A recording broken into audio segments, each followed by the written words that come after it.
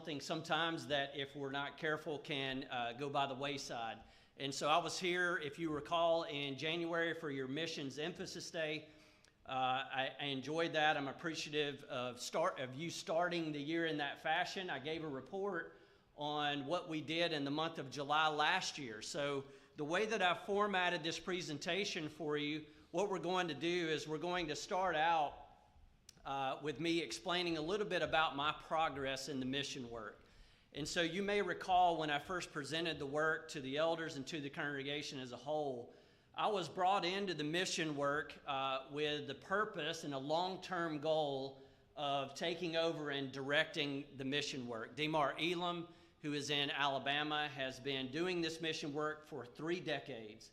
And so he's 80 years old, and they saw the need to duplicate themselves. He and Bill Rayburn, the assistant director, they brought me in with that intention. So I want to start there to give you an update on that. Then what we're going to do is proceed into a little bit about the school and about the students. We'll talk a little bit about that, but the majority of this presentation is formatted to kind of walk you through the 3 campaigns.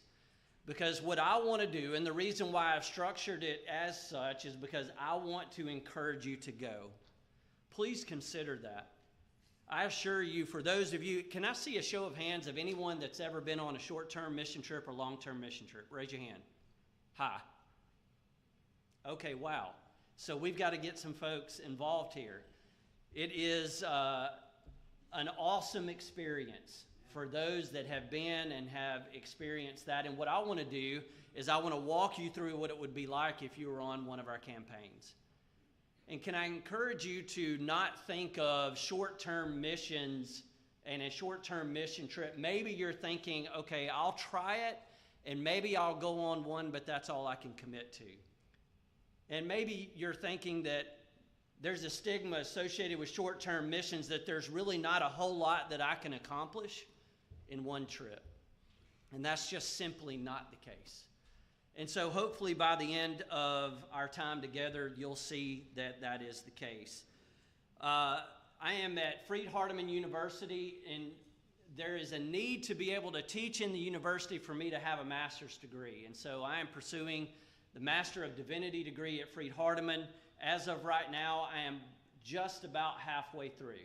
By the end of the semester, I will have crossed over the halfway point, and so the light is starting to become evident at the end of the tunnel. Looking forward to that. Target graduation is fall of 27. So going through this, the way it's going to end up working out, it's like I'm in school all over again. I'm a freshman, sophomore. I'm in a sophomore, really getting ready to start my junior year is the way I look at it. And so still a lot to do, but that's where we're at as far as the education.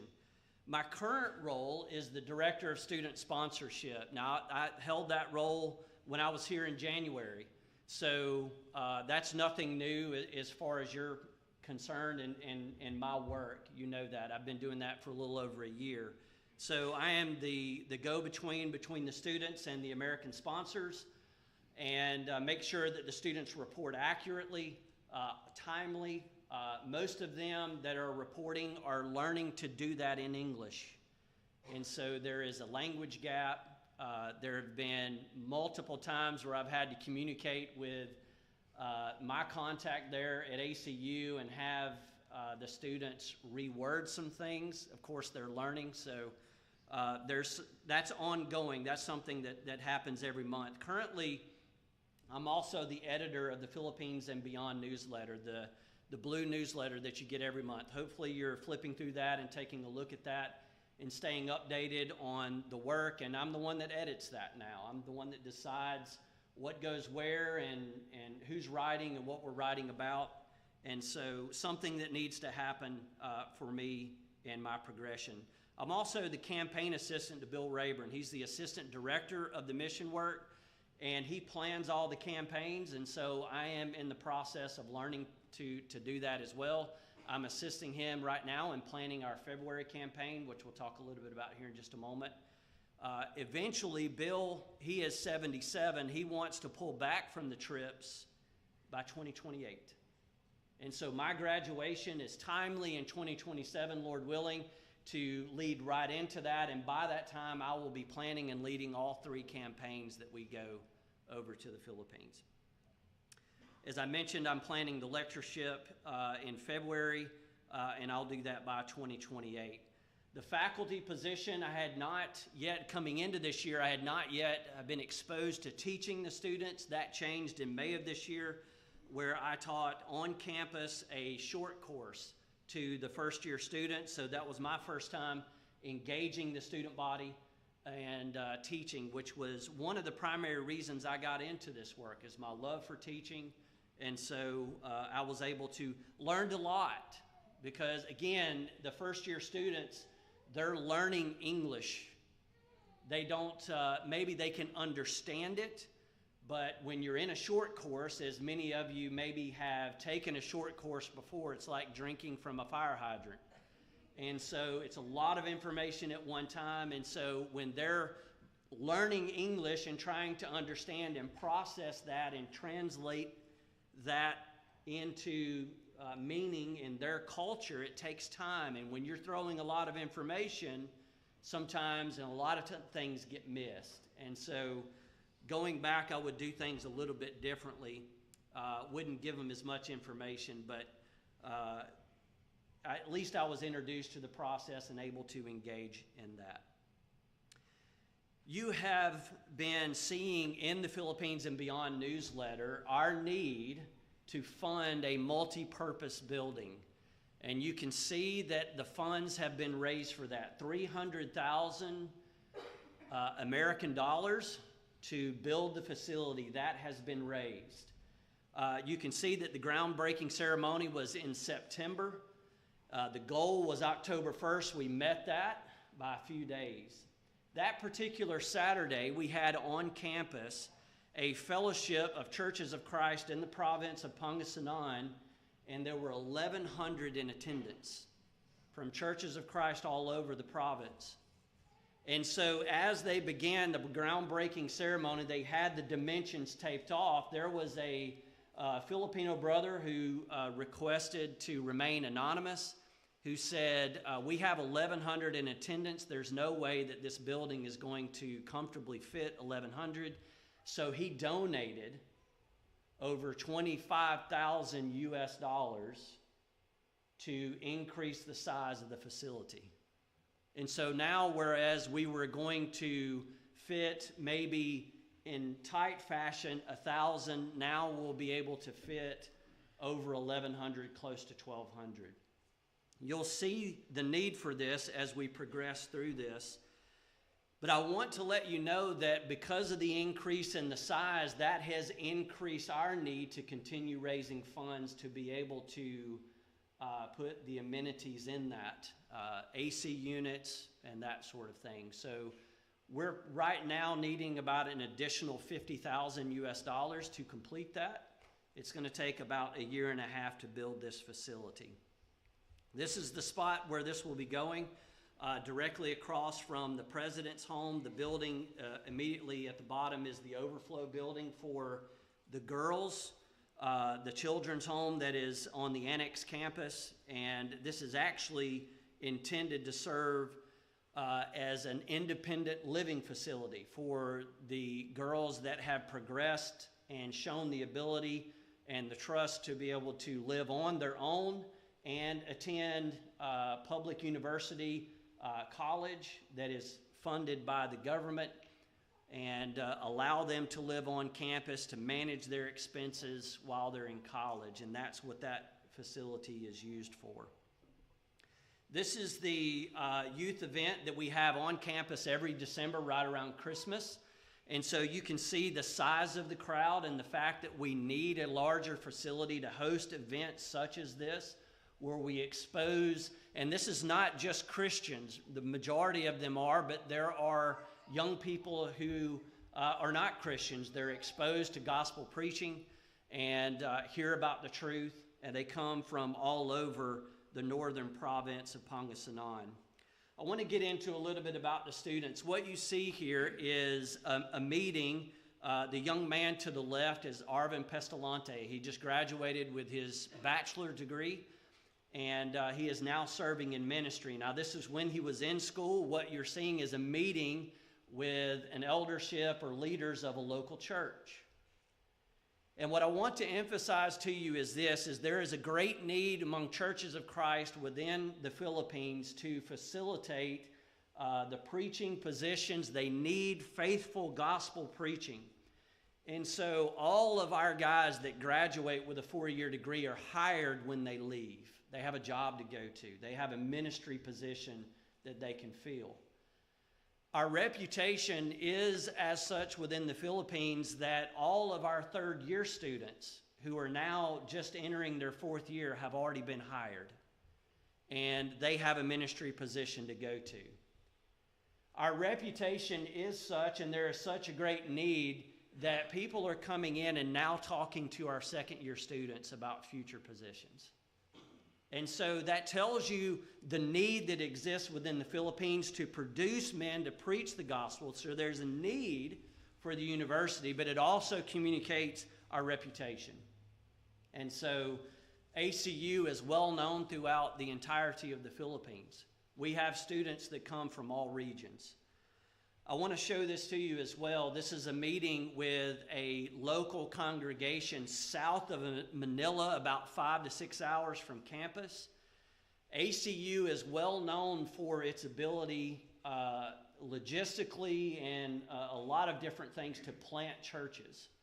And so churches of Christ that have a desire to be germinal, which is all of our responsibility, no matter where we exist in the world, they reach out to ACU and request assistance, and that's what you see, our faculty and students assisting a local congregation in evangelizing the area to plant a new church. Our 3rd-year students that go into their 4th year, they're required to complete a 6-week internship where we agree and contract with local churches of Christ throughout the entirety of the Philippines. Doesn't have to just be in the northern province of Luzon. It could be in the Visayas region or down in Mindanao. We've sent our guys as far south as Mindanao, if you know the Philippines. This is Romil and Christian, who are pictured here with the 2 older gentlemen, are elders of the local church. Junis is at the far right. That's the president of ACU. And they go and they conduct whatever the church needs. You see Ramil to the left, they preach on a week in and week out basis. They lead singing. You can see Kevin and Litchimer here in the middle. They're going out and doing public evangelism. To the right, you can see Litchimer working with the youth.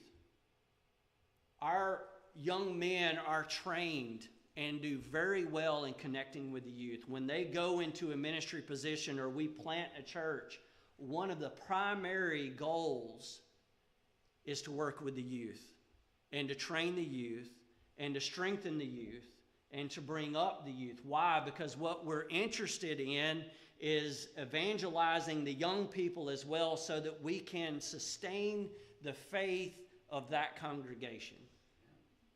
And so there is an effort to do that. When they go out and they evangelize, they do a lot of walking. You can see Kevin there. And in remote areas, you can see a house there in the middle. You can see Ramil going to a place, and it looks like that homeowner really has very little. And that is the case. But what you also have is those in the Philippines on the left who are very well off and have a lot of money. Our guys show no partiality in that regard. They'll talk to anyone. They'll engage anyone. And they'll make an effort to study with and evangelize anyone. It matters not to them. And so we know from our study of Scripture that that's how you and I are to engage. When we interact with the world, we are not to be partial with whom we interact. You can see Kevin in the middle interacting with what you and I might call an entrepreneur. It doesn't look like much, but in the local barangays, in the towns, you have these little snack shops set up. Well, that's an entrepreneur. Making money for themselves and providing. They don't have a local supermarket on every corner. And so it's a way for the locals to be able to, as they're walking through or driving through, to have a snack or something. and he's engaging that entrepreneur. Tell me, what do you notice about this group that Ramil is studying with? Women. That's right. What you find in most evangelistic opportunities is the majority of the converts initially are female. And so there is a need to help and go over and teach the females, which we'll talk about, which happens on our May trip. But this is an issue in the church.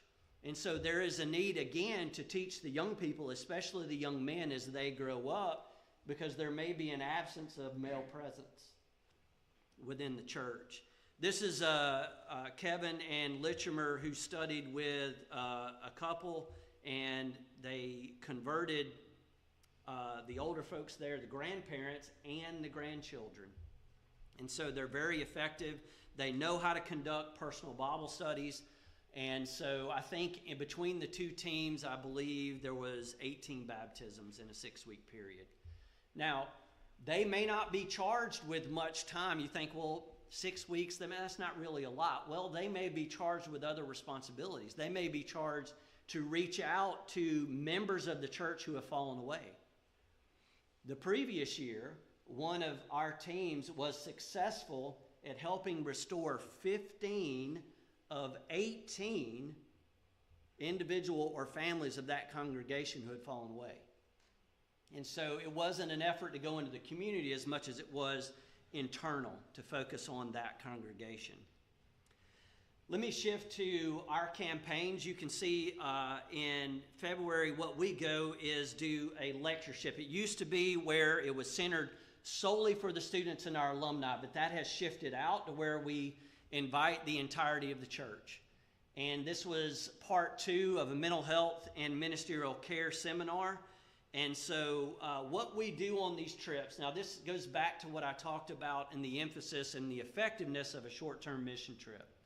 We began the trip worshiping with the local congregations that have been planted through our missionary efforts. Now, why is that important? When you think about Paul and Barnabas that went on that first missionary journey, when they established churches, they did just not leave and abandon those churches. What did they do? They retraced their steps. They went back through to each church to strengthen the congregation. And that's what we do. We go and we worship with, we preach for, and spend time with and encourage the local church. And this is the Mangaldan Church. We did not plant this specific church. We go there because it supplies a good many of our preaching students. This is the home church of Junis.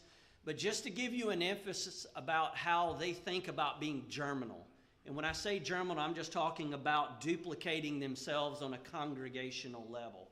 This church had split and had gotten down to about 30 members. Most of the members had gone off with a liberal element. Well, they got to work. They didn't complain or whine, and now the congregation is back up over 100 members. In 3 weeks out of every single month, after they worship, they go and door knock in a local barangay, or what you and I might call a town. 3 weeks out of every month on Sunday afternoon, that's their activities. They door knock and evangelize. And because of that effort, they established this house church. And so they're germinal. And I had the opportunity to visit and worship with. Now, most of who you see here are members of the Mangaldan Church. It's about 4 or 5 members of this house church. Now, there's a need for this to remain. You might ask, well, why not just join with Mangaldan? Well, transportation isn't always that easy. Some people may not have. And if they don't have, they may not have the means to get transportation. Well, what you see under the tarp, the big tarp to the right, is a lady that is bedridden. You can't see her. She has been baptized into Christ, but there is a need for those Christians to remain there because of her. But it's the church that they have established. It matters not whether it's in this type of home, which is not much, or whether it's in a building like this. And so I had the opportunity to preach for them, and just wonderful to spend time with Christians on the other side of the world and strengthen them and encourage them. The beginning of the week on Monday this is the dining hall. This is where we host our events, and you can see it's full. And so hence there's a need for a larger facility, but we're still growing that effort because we've just in the past 2 years shifted this out to the entirety of the church. When we go over, this is really not a trip for a large group. We take about 4 or 5 American men to conduct in the lectures because they supply usually 4 or so Filipino speakers as well in the lectureship. It's over a 3-day period, about 14 to 15 lectures. You can see some of you may recognize in the very center Dr. Neil Ritchie, who used to preach at Piedmont Road, who's now at Freed-Hardeman University. He is a licensed mental health counselor. And so he was really solid and effective for this type of lecture. I had the opportunity to speak about pornography addiction. Now, here's the thing that you want to keep in mind because we're in the West, and when you go over to the East, it doesn't always translate the message. And so the source that I considered for this, I believe, was Pornhub. And their statistics would lead you to believe that in America, there are more males than females. We might guess that, right? And that the average age is in probably the low to mid-30s. Not so in the Philippines. The average age in the Philippines is actually 24. And there are more females than males. And that's interesting. So when you go over, you can't just present the messages as if you were in the United States. You have to tailor that in what we call contextualization, where you contextualize the message for the locals. I was also able to spend time talking about supporting the family who has a child with special needs.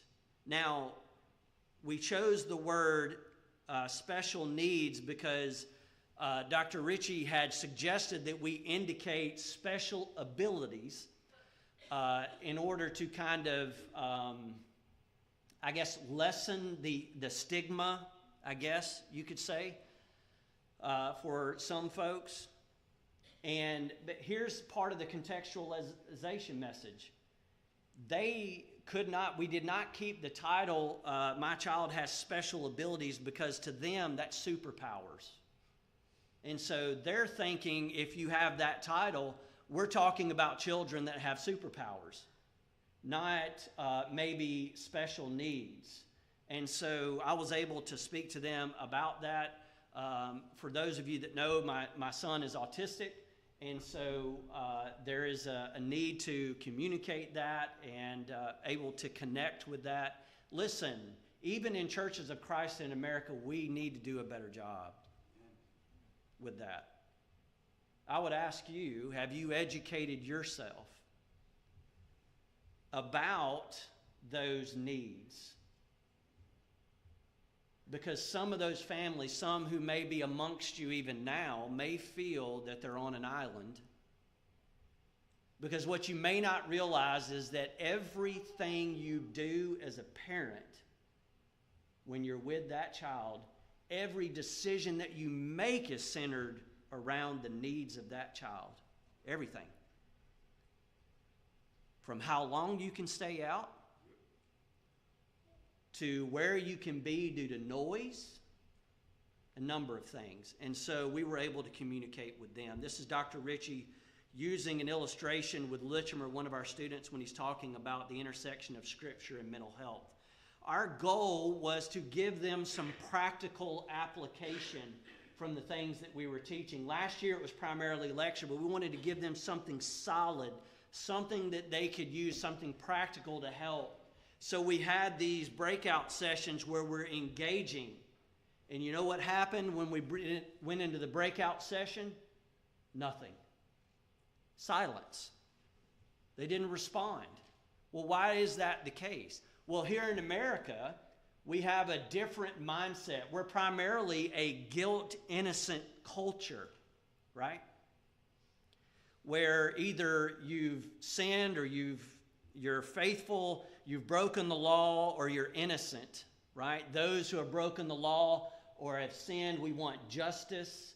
Well, that's not the case in the East. They're primarily shame, honor. And so when you get in a scenario where you start sharing information that's difficult about your struggles, you have to be careful, because that could bring shame on those with whom you're associated, your family, the church. And so it was very difficult for them. We just did not anticipate that. We didn't contextualize well in the way that we set that up. So we shifted to open forums where we just allowed them to ask questions, and we facilitated the discussion. While we were there, we were able to spend time with our president and him coming into his new home. Okay. Sorry, did that disappear up there? No? Okay, it did here. We also get to spend time with our alumni. This is Foundation Day. And so our alumni come from all corners of the Philippines. We have alumni from each region give reports, and so that's what you see here. I don't know how many alumni that we have, but this is just a small group that was able to make it back and spend some time with us. We shift down to Manila, where we do an abbreviated version of the same lectureship. I'm talking here to the group about social media. You can see I have them raising their phones. What had happened is before I got up to speak, as I was going through the back of the audience, I saw many of them on their phones just scrolling through social media during the lectures. And so as I got up to speak, I asked them, I said, how many of you have phones that you're using?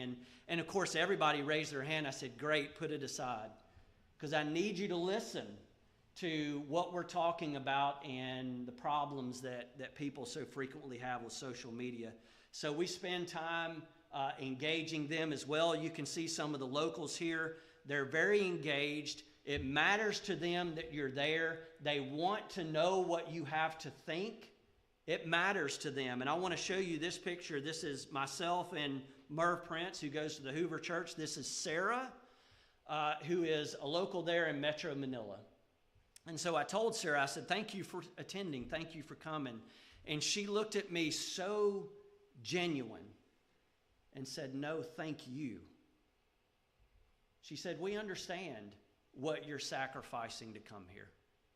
We know it's expensive. And we know that you're leaving your family at home. And so it matters to us what you have to say. And so it does. And so one visit, one lectureship, and one mission trip makes a difference. And so I encourage you to consider that. We end the trip worshiping with a local congregation. This was not planned, this particular trip. While we were at the lectureship, the leaders of that church reached out and asked if we could come, so we obliged, and we did. You never would have known that church existed. It was down in kind of off of the street, down an alley, and around the corner and up a flight of stairs and a narrow hallway. But again, it doesn't matter, does it? It's the Lord's church nevertheless. Okay, that's Teach the Teacher, is what that says in a ladies' day. Remember, I told you there's a need for the ladies. Now, ladies, please pay attention, okay? This is for you. This was a special trip for me because Casey's first trip out of the country, her first mission trip, so it was exciting, and it was just a great experience for her, an exciting time for us. This is Michelle Post from the Piedmont Road Church who went with us. As I mentioned, we began the trip worshiping with a local congregation. This is the Mabini congregation, one of the churches that the Lord established or planted during one of our medical campaigns. And so you can see not much, just a little shack. You can see Casey and Michelle teaching the kids in Bible class, and you see the gentleman there. It's one of our students. He's translating. This was the first congregation that I had been to where we needed a translator. Most of them can understand English if you speak slowly. This congregation did not, and so there was a need for a translator. But our students are involved in that. You can see working with the youth. I had the opportunity to preach for the congregation. You can see the gentleman to my right is Philip Brent Palacio. It was his assignment, his congregation, one of our faculty, and he's translating there. Tell me, what do you notice about that group? Young? I heard it. Female, that's right. Mostly female.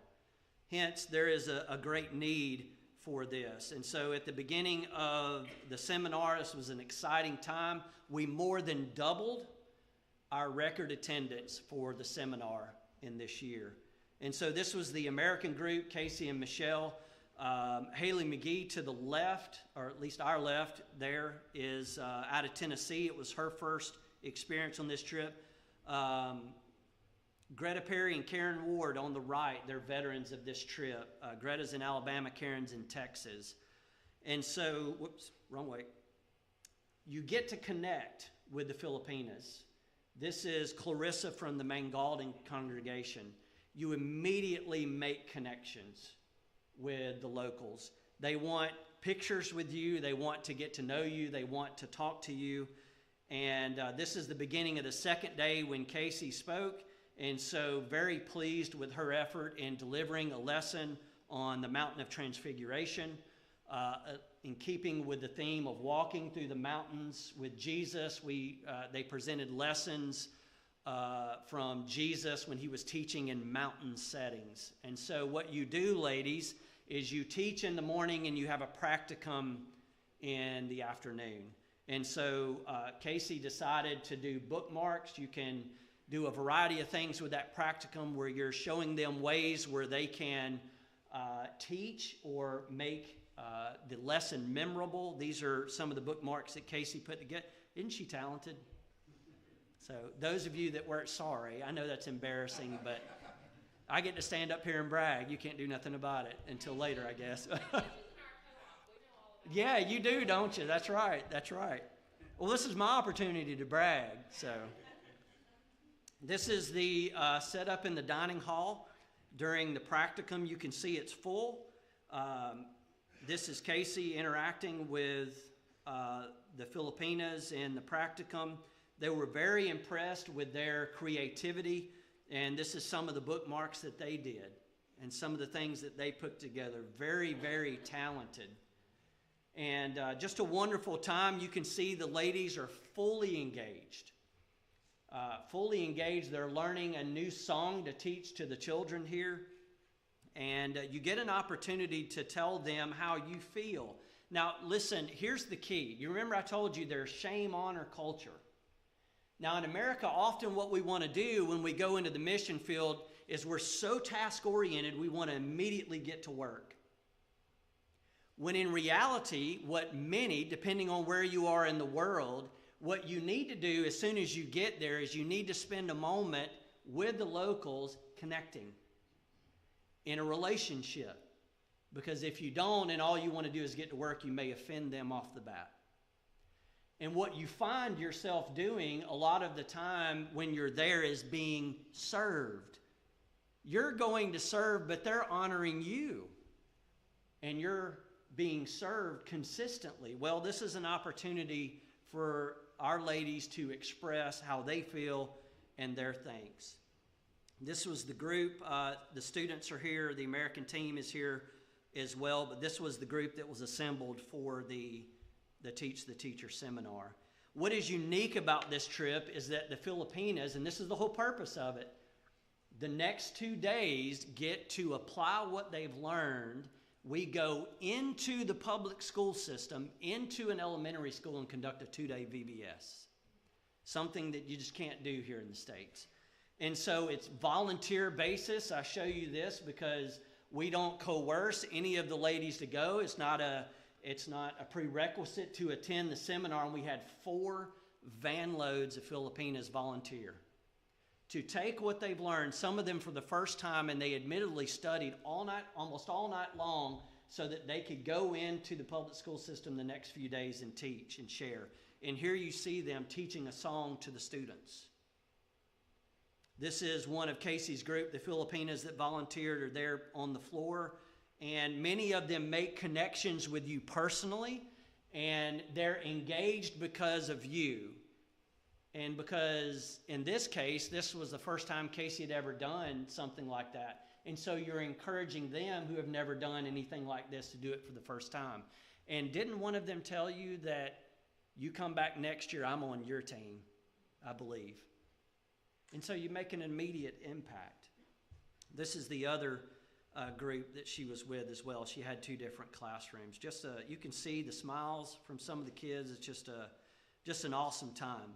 I actually did work this trip, so as I mentioned, I got to teach from about 9 to 4 every day. I'm in a tiny classroom with the first-year students. So this was a place that we inherited when we bought the property. We have about 18 acres altogether.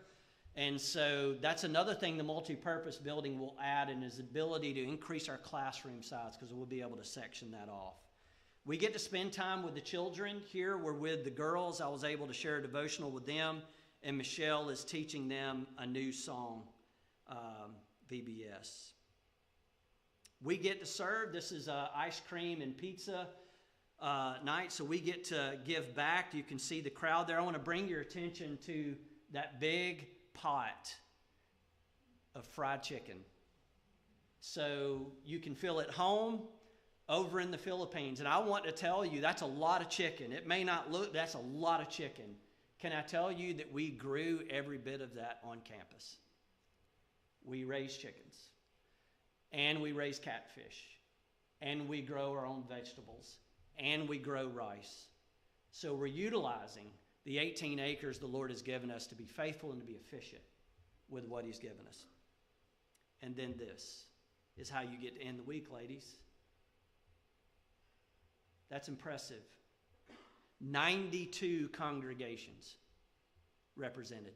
Some ladies traveling through the public transportation system all night, literally all night long, arriving at 6 a.m. They came from 12 hours away.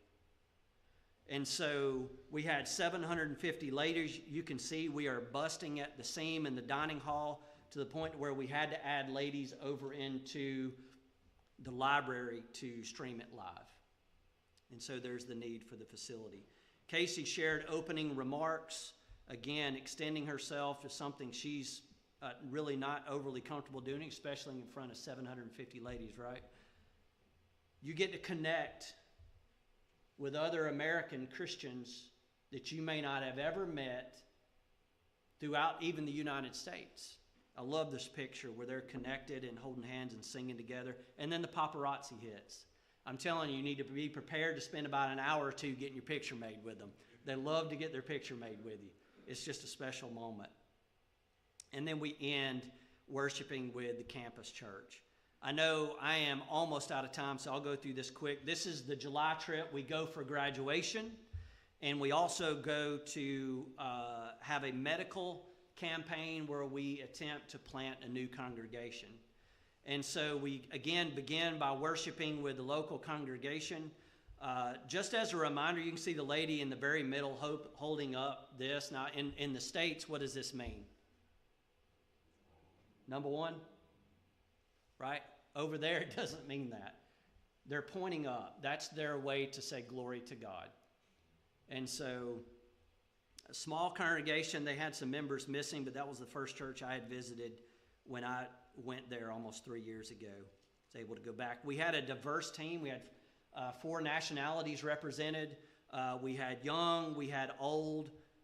It was just a great team of workers. And so we've got room for you. We celebrated with our guys. We had the gentleman immediate is a Master of Ministry graduate. We had 4 Bachelor of Theology graduates, and we had 8 gentlemen graduate with their associate degree, 2-year degree. This is Kevin John receiving his ribbon for Master of Ministry. I ask you to keep him in your prayers. If you've kept up in the newsletters, you know what I'm talking about. Kevin John celebrating there. He'd only been married about 3 years. Within a week, he had lost his wife. And so she passed away, had some serious health issues. She was diabetic. And so he's a widower. And please pray for him. So moment of joy to moment of tragedy for him within about a week's time. But this is the entire group. Great celebrating with them and their accomplishment. While we were there, some of you know about this, we had a fire at the girls' home. You can see that, Bill Rayburn there trying to make an effort to put that out. We did get it under control before the fire department arrived, before they hosed it down. We had about $35,000 worth of damage done to the facility. It's currently being renovated. No one was injured, so that's a positive thing. This is a picture of the girls, so you get to spend time with them when you go on any of these trips. I want to emphasize that, so you'll get to interact. And this is the boys here as well. Each evening, we try to get over to spend some time with one of the two groups. I want to tell you real quick about, this is our newest member of the children's home. This young boy came to us because a neighbor where he was living spotted him on occasion being abused. He was being put outside and locked in a cage.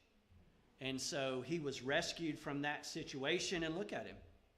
Now he's in a home where he gets to hear the truth. And he's raised with opportunities just like everyone else. And who knows, by the Lord's blessing and grace, maybe he'll be a gospel preacher. Wouldn't that be amazing? This is the setup in Coppice Tarlac, where we engage our medical evangelism campaign. We have dentists on scene. We have a doctor on scene. We do minor surgery. Every bit of it is free to the community. And Jolie, associate degree graduate, that's us discussing our plan for the Bible studies. Jolie was fantastic. After 2 years of education, that young man was the reason, he interpreted, but he was the reason, I believe, why 6 of the people we studied with obeyed the gospel. And so he was so effective in translating and communicating. What you see here, we're almost done. Please be patient with me here. I want to encourage young and old. In the very middle, you see an older lady there engaging in a personal Bible study. And on the right, you see a teenager in high school engaging in a personal Bible study. We've got room for all ages. This is one of our ladies from the children's home, one of our young girls that's engaged in personal evangelism. Folks, hear me. Our young people need to know how to evangelize. They need to know how to talk to people about the gospel. And of course, the end goal of that is to create and establish a new church. Through the Lord's blessing, we had 20 obey the gospel on this occasion. This is our team, students, faculty, alumni, American team. This is their rainy season, and we had a typhoon blow through Coppice about 2.5 hours away. In a lot of occasions, one way it took us almost 4 hours because of this, but we would go there and back each day, so a lot of traveling, and we end the day worshiping on site before we go back, and that's the teenage boy delivering the lesson for us. We end the week going into the community to continue with Bible studies. Here's 2 more ladies that Jolie and I had studied with, that Claro and I followed up with and obeyed the gospel. And we end by worshiping with the new congregation. So what a wonderful way to end a trip. This is the last slide. I wanted to show this to you. This is back in Manila. And you can see I'm over on the far right-hand side. And to my right, the gentleman with the lanyard in the green jacket. He obeyed the gospel by watching In Search of the Lord's Way, Phil Sanders. The gentleman to his right that's holding up the finger is his boss. He studied with him and converted him. The gentleman over here in the far corner is an employee. There. They studied with him and converted him. The lady sitting down next to the old man there is an employee there. They studied with her and converted her as well.